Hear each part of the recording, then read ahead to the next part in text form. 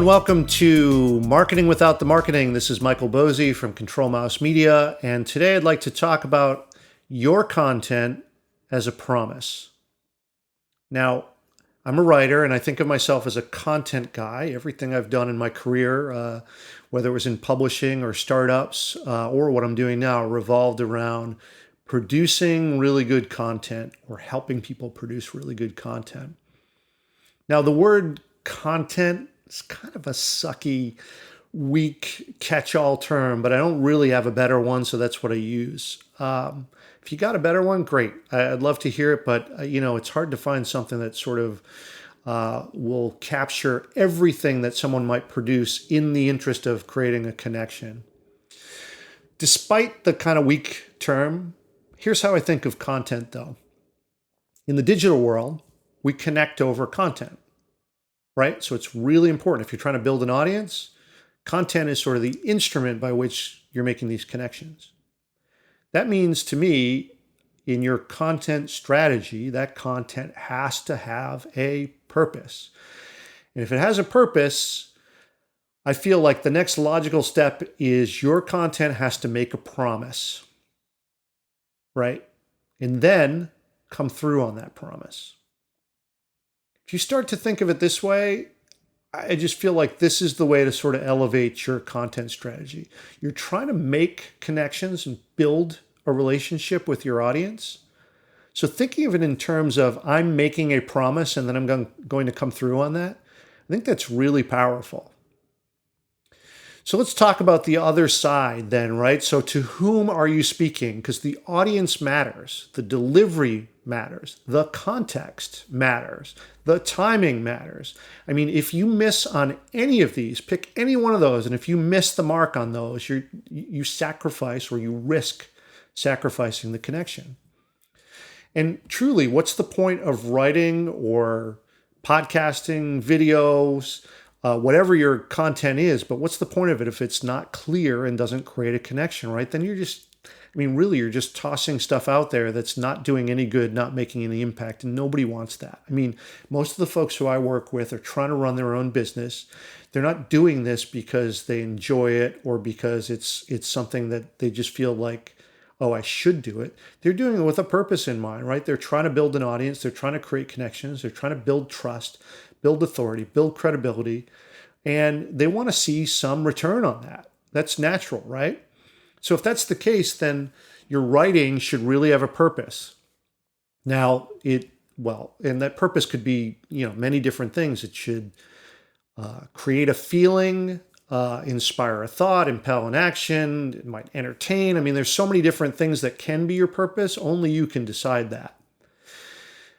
But whatever it is that you want to get across should be, it should be real, it should connect, right? It should be punch you in the face apparent. And if it's not, if people aren't getting the idea of that, that's really, when it comes down to it, that's your fault, not your audience's fault. You got to be really, really clear. You're trying to serve them. If they don't get it, you got to try again, right? You got to iterate, you got to do something differently. And, that leads to sort of a different style than you might normally write in. Like, I think people tend to be really tentative when they write, kind of apologetic, like, oh, sorry to bother you, that type of thing. But really in this type of, trying to create connections, really you got to be writing in very clear sort of call to action language, right? Strong, confident language. If you're going to inspire an action, it has to be really, really strong, right? The whole point of this is to create a connection, and it just really, I think you just have to write or think about this stuff a little bit differently.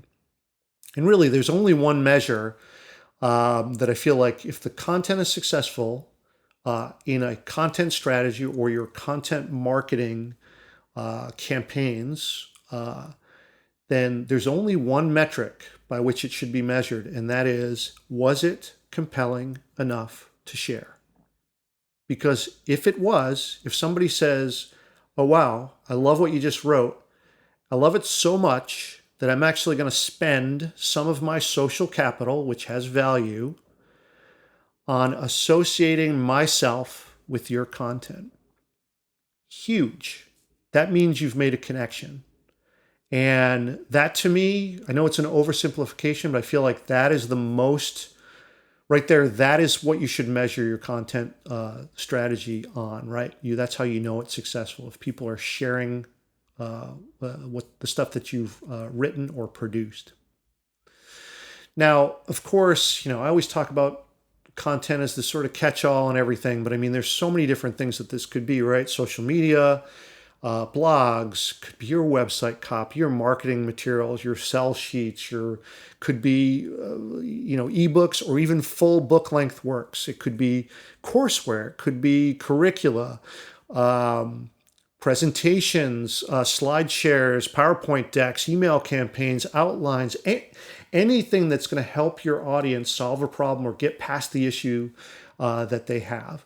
That right there is the thing that's going to sort of start to ignite some trust, start to build up, upon that foundation, and you're going to start to have a connection. And what's going to start as a very cold, distant relationship at the far end of the funnel is going to start to warm up a little bit. People are going to trust you. Oh, this person has authority, credibility.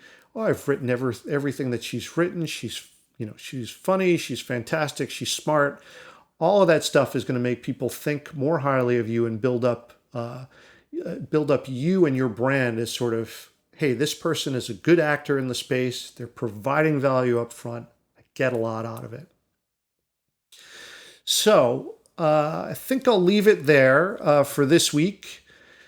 Again, as I always say, I hope that you find this to be helpful, and more on this podcast.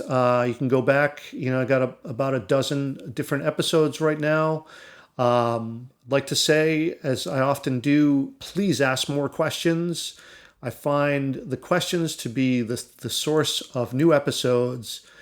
So if you've got something that I haven't covered, or you want me to do a deeper dive on something, I love it. Speak up, let me know, and I'll try to do my best to answer questions on a future episode. But that'll do it for now. Thanks so much for tuning in, and we'll see you next time.